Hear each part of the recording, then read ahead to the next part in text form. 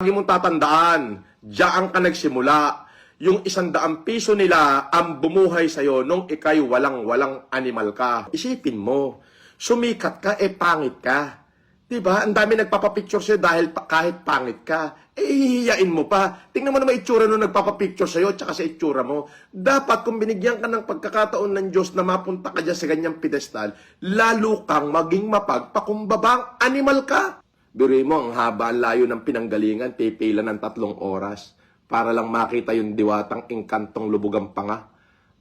Bago yung sasabihin, lilipas ka rin kuya, busy ako. Meron pang isang OFW, tinalikuran niya. Galing yata ng Saudi o galing ng Kuwait. Ay tinalikuran, ay di gago tong lintik na ito.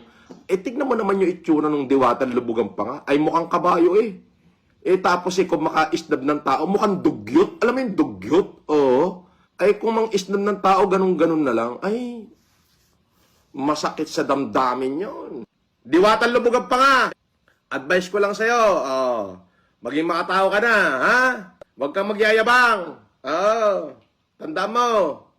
Dapat pag binigyan ka ng Diyos ng pagkakataon na umangat sa buhay, ay mas lalo ka maging mapagpakumbaba at mas lalo ka pagpapalain. Yung magyabang, okay yon.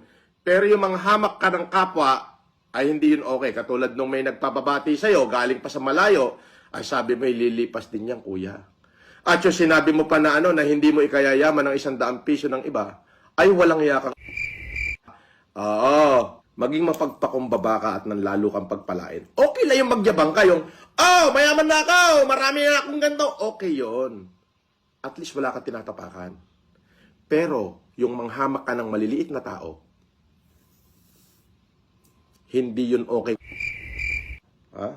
Sabi ko sa'yo, tingnan mo, palubog ka. Nagalit tuloy sila sa'yo. Mas lalo ka maging mapagpakumbaba. Alam mo kung bakit? Mamahalin ka ng Diyos. Kasi kapag minahal ka ng Diyos, unstoppable ka. Kahit anong gawin nila sa yung panghila sa baba, pag minahal ka ng Diyos. Buti pa ang yabangan mo yung mayayaman. Yung lilipas din yan, kuya. Tapos nagsabi ka pa na, hindi mo ikayayaman ng kanilang 100. Pag nakita kita, baka kaltokan kitang pangit kang mukhang ulikbang kabayong lubugang panga Magpakababa ka hanggat may oras pa. Baguhin mo yung ugali mo. Tanggalin mo yung attitude mo. Tandaan mo, yung mga maliliit na yan na vlogger na nag-angat sa'yo. Without them, you are nothing but a garbage lubugang panga copycat. At may soft drinks pan libre.